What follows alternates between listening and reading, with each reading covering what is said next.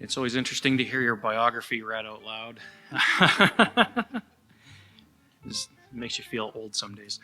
But I'm really pleased to be here. I'm less pleased to follow Jason, who speaks so well that I'm going to struggle to try to keep that level of enthusiasm going. So we'll have to jig the order the next time that we do this. But in all honesty, I'm very, very, very pleased to be here on behalf of the Minister of Immigration and Career Training, Jeremy Harrison, and of course the Government of Saskatchewan. So as everybody knows, the labor market in Saskatchewan is very tight right now. We need to be exploring every opportunity to recruit, match qualified workers with all of the abundance of opportunities that have been spoken to about this morning. Saskatchewan relies on the skills, experience, and talent of newcomers from around the world. Without immigration, Saskatchewan simply does not have the human resources it needs to support its growing economy. There was a statistic given out earlier this morning around the growth of the province in Canada, but it's true for the province as well. We are very, very reliant on immigration. And so that's why a major part of the Government of Saskatchewan's focus is telling Saskatchewan's story to the world. Saskatchewan is full of opportunity for investment, growth, and opportunities for people to come here and build a life. More and more, people from around the world are choosing to call Saskatchewan home. Since 2007, Saskatchewan has welcomed nearly 180,000 people from 185 different countries. These newcomers become vital parts of their communities, becoming not only our neighbors, friends, and family, but our doctors and accountants, which we all love, engineers, administrators, construction workers, and everything in between. Most immigrants settle in Saskatchewan through the Saskatchewan Immigrant Nominee Program. In 2022, there were more than 6,000 international workers nominated through the program, which is a new high for us. With the addition of those nominations, that actually translates into about 15,000 people coming to the province and calling Saskatchewan home. And we know there's more demand. We're working with the federal government to increase the number of individuals we can nominate through that program.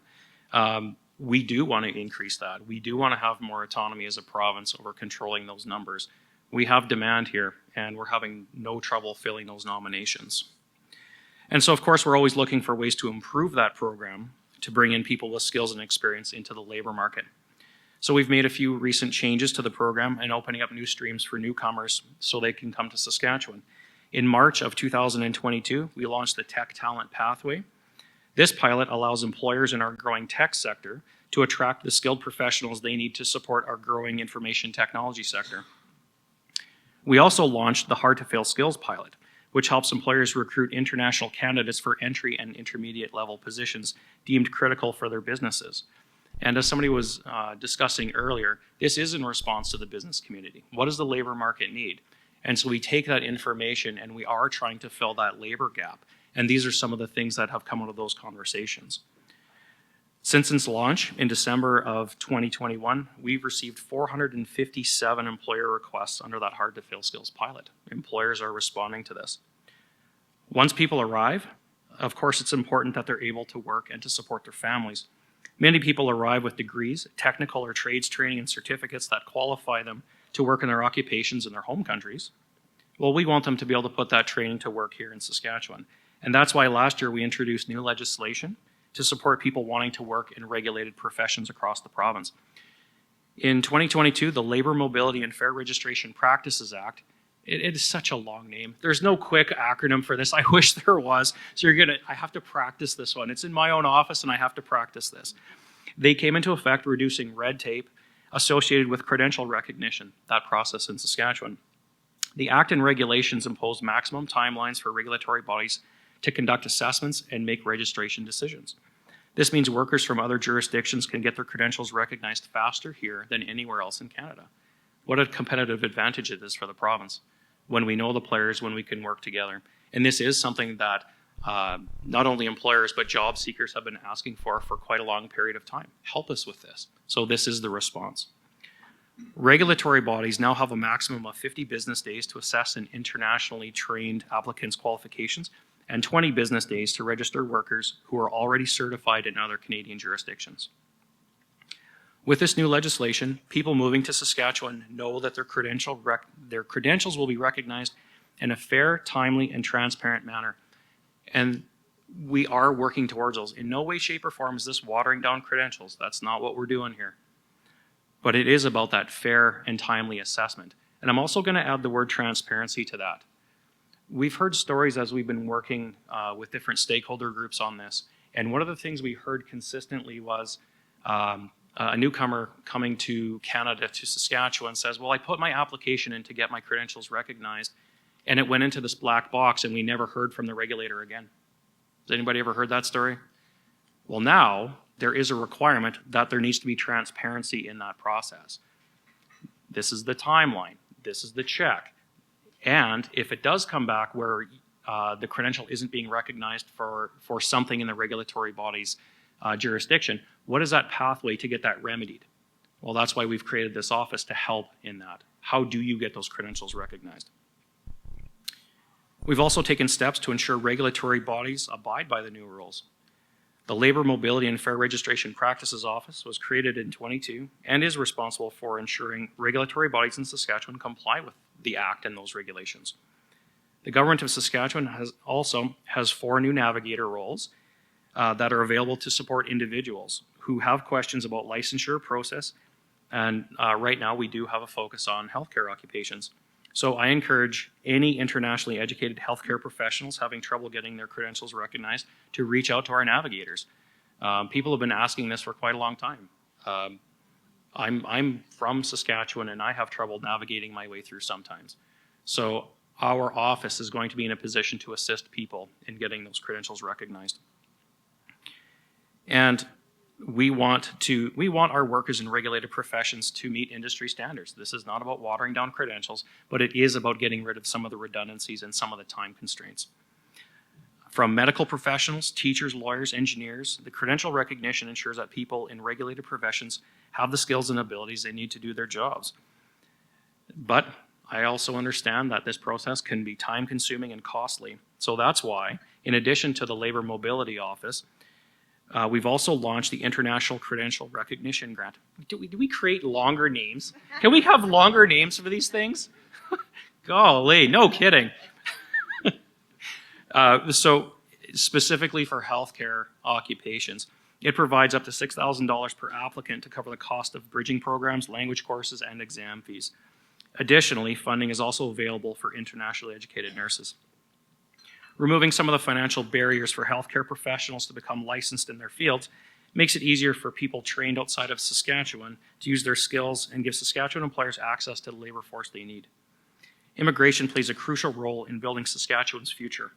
As a government, we must ensure that people settling here are able to work and support themselves and their communities. The Saskatchewan Growth Plan lays out very ambitious goals, including adding 100,000 new jobs across the province and reaching a population of 1.4 million. A number of years ago, that might have seemed like an impossible target. I do not believe that is the case anymore.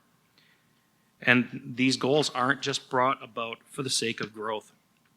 They are a roadmap to ensure Saskatchewan is the best place in Canada to work, raise a family, and build a life. The initiatives I've outlined today will help us get there, but we can't do this alone. Organizations like Immigration Partnership Saskatoon help position Saskatchewan as a destination of choice for people looking to immigrate to Canada, and helping to ensure that newcomers are greeted by a welcoming community. What a valuable service. As a child myself, being from Saskatchewan, I moved around a lot. My family moved around a lot. My parents took jobs where there was work, and that's what we did.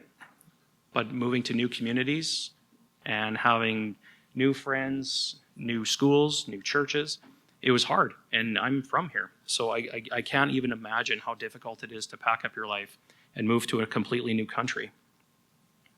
So that is why we're so grateful for partnership organizations across the province. So on that note, I'll just say thank you so much for the opportunity to speak this morning, and look forward to chatting with you all afterwards. Thank you. Okay. Question, answer period. Yeah. Okay. Now she's turned it over to me. Sure. Yeah, so we just we'll do the Q&A, and I'll just let Clint read the question. Everyone can see it on there, and reply, and Sure. the technology. Sure. So the question is around expanding the SINP program. That's the Immigrant Nominee Program, for those of you who don't know, when we're not able to retain newcomers. So that's such an interesting commentary. And there has been a few articles recently around Saskatchewan's ability to retain. A lot of it is in a comparison to other jurisdictions, and we do have one of the lower retention rates in Canada, but it's not 0 and it's not 10%. It's in the 60s, and it depends on what stream. But what we look at for retention numbers is when people are coming here to a welcoming community and a good job in their field, the likelihood of them remaining in Saskatchewan is very, very high. And so what we're looking for in our economy, and there's a number of indicators about the investment coming to this province, these are the things we're looking at. Working with settlement agencies to make sure that people are invited into a welcoming community. But the other one is the regulatory office that I just spoke of. We want to make sure that people are coming here to practice in their field. So when you combine those two things that we're doing, and of course there's other things that we're doing as well, I assure that retention numbers will go up because we're going to be a more tailored province to what people are coming here with. So while we may not be leading the country, there is definitely improvement happening. And so I can't wait for the next report to come out. A lot of it is an economic indicator status of where the province is at. And all indications are it is not going away anytime soon. So I'm actually very, very confident in being able to nominate more and have people stay. Well, thank you. Oh. Oh. How do we get our newcomer clients in contact with Credential Navigators?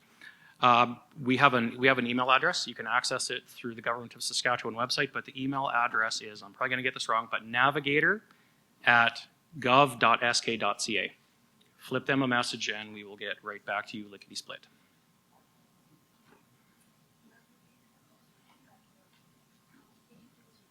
Sure, navigator@gov.sk.ca.